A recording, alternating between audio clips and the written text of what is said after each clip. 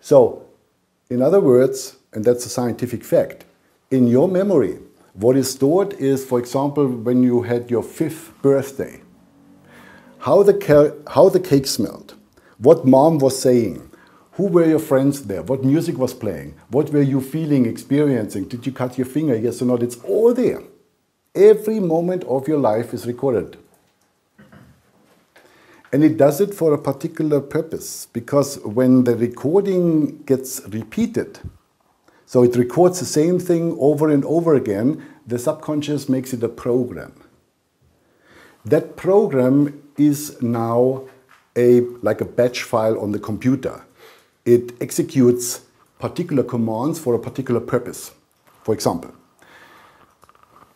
I was a toddler and I looked at the adults and I saw that they are, of course not consciously, I saw that they are walking on 2 legs. So I tried to imitate it. And got up, fell down, got up, fell down, got up, fell down. And at some stage, I managed to stand on 2. So this walking became, in the act of repeating it time and time again, a program. In order now for me to get out of my chair, I wouldn't be able to do that with my mind. My mind has no idea how to command my muscles in order to get the spacesuit out of the chair. So, but my mind is making the decision. Then the subconscious is uploading the program walking into my brain, because the brain is coordinating the muscles in the body and everything else what is needed. So upload program, walking, and here we go, I'm getting out of my chair and now I can walk. Same with language. In order to, for example, change my language, the Program German would need to be uploaded into my brain und dann spreche ich in Deutsch weiter und dann kann ich auch wieder zurückgehen into English. So everything what you are able to do automatically is a program, which is great because, for example, the program driving a car gets you home most of the time safely while you are focusing completely on the conversation with your passenger. And you don't even remember the last time you actually consciously broke at a red light. But it just happens because your subconscious is running the driving program. So, the subconscious does not think. It records and playbacks. It doesn't have an inherent intelligence. In other words, the consequence is that it does not decide whether to record or not according to good or bad. It records simply everything, like every video camera is recording that what you pointed to. Whether it's a crime or bad or not bad is not of the video camera's concern. So when your dad told you that you are stupid and he repeated that over and over again, guess what the subconscious did? Created a program, I'm stupid. Then your life is an unfoldment to prove to everyone that you're not stupid. If anybody tries now to point the finger to you and puts you into the corner where the chances that you could be perceived as stupid, you go hectically into reaction, you defend yourself, and you probably are one of those who study all night long in order to do one exam after the next exam after the next exam in order to prove to yourself and to the world that you are not stupid. That's probably what your life is going to be about. Or you were told that you're bad. Then your life is about to prove that you're not bad, that you're good. Then you become a pleaser. You know, then you always avoid any kind of conflict because that would get you back into the program, I'm bad. There are many programs. I'm not worthy. It's a program many people have. I don't deserve it. I'm not lovable. I'm bad. Or if you were sick as a child many times, then you have the program, I'm ill. And then that program is subject to be triggered and play in your mind.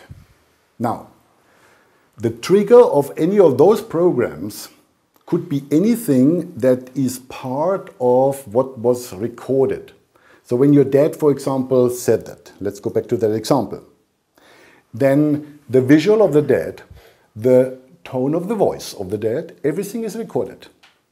And everything that is recorded could, when you experience it in the here and now, be a potential trigger to get that program uploaded. Let's say when I was 3 years old, I had an aunt with red hair who treated me oftentimes very harshly. So she intimidated me. So I developed a program feeling small.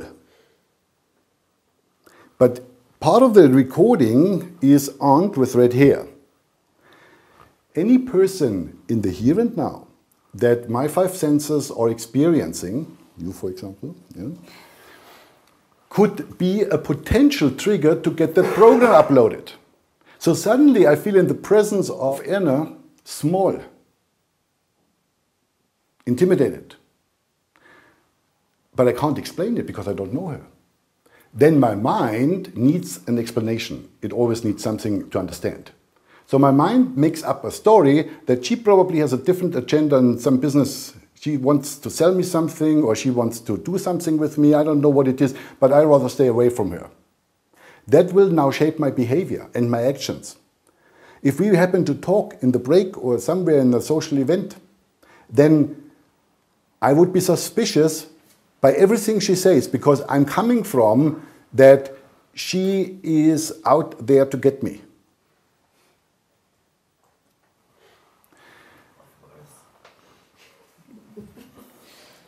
The last person knowing that it's a program is who? Me! That's the bitch about the programs. That's why it's called unconscious because, or subconscious, doesn't matter. You're not conscious of it. You believe it's her. And those programs run the show, not the ego. The ego just doesn't admit it because the ego thinks it runs the show. The ego thinks, it is in charge of your life. But what actually happens is that those programs determine your experience, and from your experience you usually act. And that's why Carl Gustav Jung quite rightly said, until you make the unconscious conscious, it will direct your life and you will call it fate because you don't see it, that what's causing the upset at the moment is a program and not because somebody said something to you. Especially in relationship, especially with a significant other. Programs, programs, programs, programs. So all the psychologists who are telling you you actually married your mom or you are married actually to your dad, they are quite right. Because what's happening is that the significant other is just triggering dozens of programs that had to do with the people and the persons in your life when you were very early. Like the deep cut is the deepest. So then a relationship is all around programs fighting for domination and win with each other. So now you can do courses in order to change those programs. It's not a bad idea. However, there are so many programs that needs to be actually gotten out of the way so that you are a free human being, free from programs and therefore being able to design your own destiny, to walk your own path, not a path of reactions to your programs that maybe a couple of lifetimes would not last in order to get it all done. So let's inquire further. Just a side note, and then we come back to the stream where we go to the third operating system. The human brain is a three-part brain, 100 billion nerve and brain cells. And it's interesting that this brain, what you're sitting in your chair with, is not working holistically. Everything what you do and what you are doing in an hour is a matter of the brain accessing the particular parts of itself that are needed in order to do the job. But there's not a central intelligence. There's no captain. So today everybody believes we are actually in here. Maybe 200 years from now, it is regarded as a superstition of the 21st century that there was actually somebody there because everybody is laughing in 200 years. How could they possibly believe that? Yeah, no wonder they had such a problem because if everybody thinks you are there, then of course we fight with each other and all the rest of it, because everybody is not coming from the whole, everybody is coming from a separate individual ego. But we're not there yet as a total insight, but as I told you, I'm going to share some ideas with you that might inspire you to dig deeper. Okay, so we have that as a brain where there's actually nobody in there, and we need now to take a look at what do we have that is the part what we need to have in order to step into the completion of us as a human being. And by that I mean, we talked about the third operating system, consciousness. Somebody mentioned it. Mind, subconscious. Number 3, consciousness. Do we have it? Yes.